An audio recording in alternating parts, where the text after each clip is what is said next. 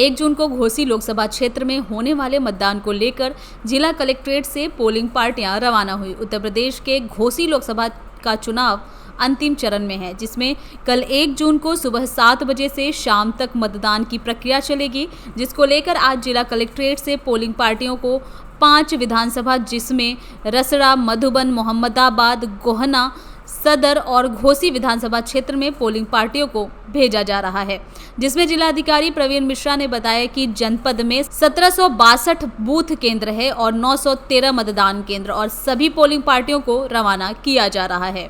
7वें चरण के लिए हम लोग आज मतदान के लिए प्राथमिक विद्यालय अछार पर जा रहे हैं।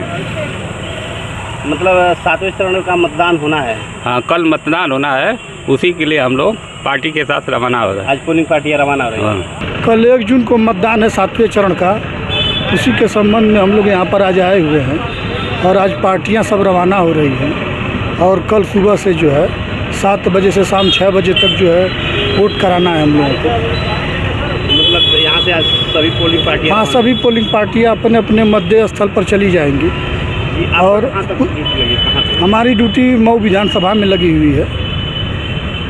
ये लोकसभा सामान्य निर्वाचन का अंतिम चरण का मतदान कल होना है घोसी लोकसभा में, तो उसी की तैयारियां चल रही हैं और सारी पोलिंग पार्टीज़ को यहाँ से रिलीज़ किया जा रहा है और ज़्यादातर पार्टियां यहाँ से जा चुकी हैं। कुछ लोग अभी ड्यूटी मिलने का इंतज़ार कर रहे हैं।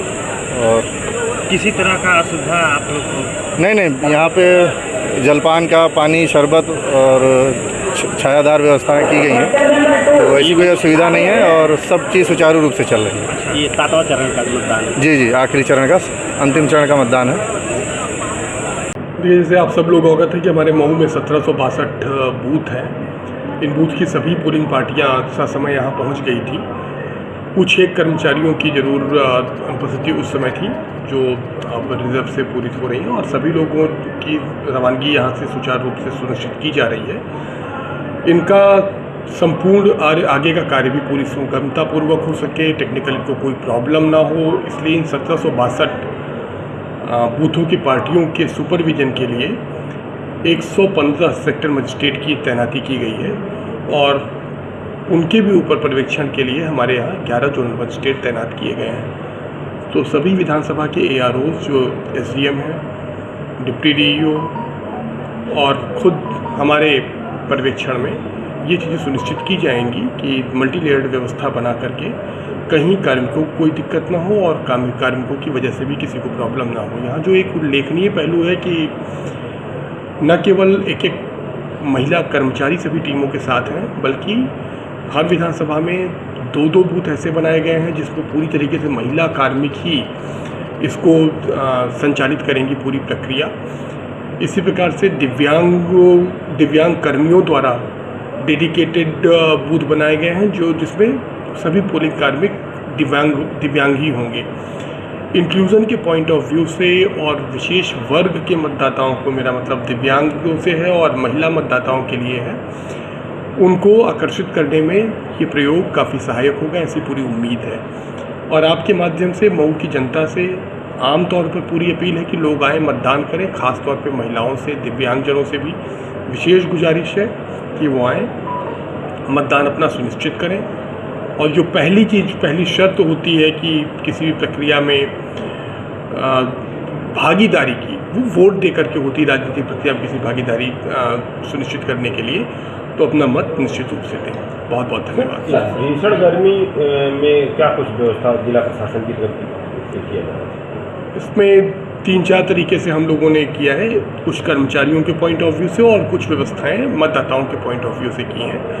कर्मचारियों के लिए तो जैसे बताया गया, आप लोगों को शायद पता भी होगा कि हम लोगों ने प्राइमा फेसाई मेडिकल किट भी अवेलेबल कराई है, ORS के घोल भी दिए जा रहे हैं। डिसेंट्रलाइज्ड वे में हमने मेडिकल टीम को डिप्लॉय करके रखा हुआ है कि जहाँ उनका मूवमेंट हो, बहुत थोड़े से कॉल पर ये सब चीज़ें आ सकें। पानी पीने की व्यवस्था में कोई दिक्कत ना हो, कोई कोताही ना हो, ये देखा गया है। और उनको डूज और डोंट्स भी दिए गए हैं, क्या करना है और क्या नहीं करना है। कर्मचारी आम मतदाताओं को कोई दिक्कत ना हो, इसके लिए शेड की व्यवस्था की गई है कि उनको बहुत देर तक खड़ा ना होना पड़े, इसलिए बैठने की व्यवस्था भी की गई है कि हर थोड़े बहुत ही छोटे अंतराल के बाद वो बैठ सकें।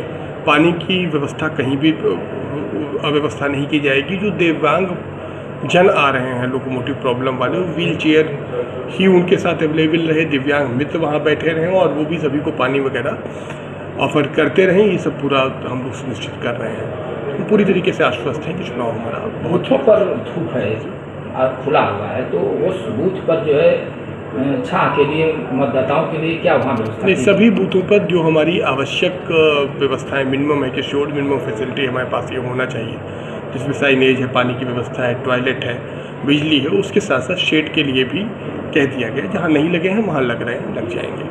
सर, सुरक्षा के मद्देनजर क्या कुछ तैयारी है? ये सभी बूथ हमारे मल्टी लेयर्ड सिक्योरिटी व्यवस्था जैसा कि पहले भी होती रही है उसके तहत रहेंगे।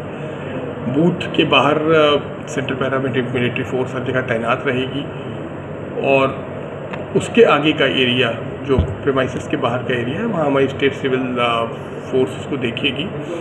कल हमारे और एसपी साहब के द्वारा सभी की ब्रीफिंग भी हो गई है, उनको भी पूरे फोर्स को भी उनके डूज और डोंट्स से अवगत करा दिया गया है और पूरी उम्मीद है कि मतदाताओं के प्रति सबका व्यवहार बहुत ही सकारात्मक होगा और हम लोग चुनाव पूरी तरीके से निष्पक्ष और शांतिपूर्ण ढंग से सीसीटीवी कैमरे से भी निगरानी की गई है? जी हाँ, कई बूथ हमारे यहाँ जो क्रिटिकल थे, वल्नरेबल थे, उनको हम लोग वेबकास्टिंग के जरिए सीधे भेजे हैं, जिसका एक्सेस हमारे पास भी है, सीईओ ऑफिस में भी है, चुनाव आयोग में भी है और यहाँ के कंट्रोल रूम पे हम लोग नियमित रूप से लोग को बैठाएंगे।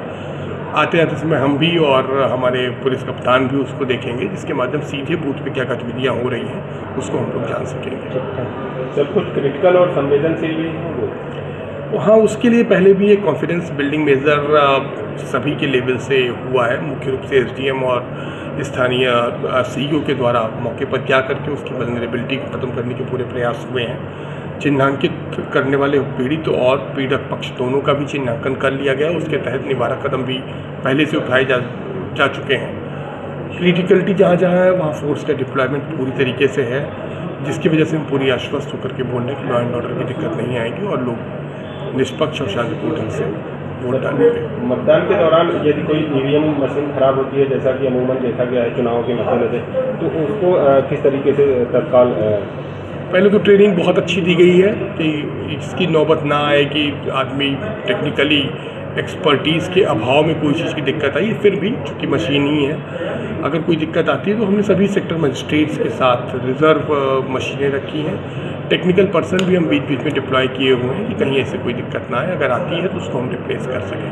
Thank you.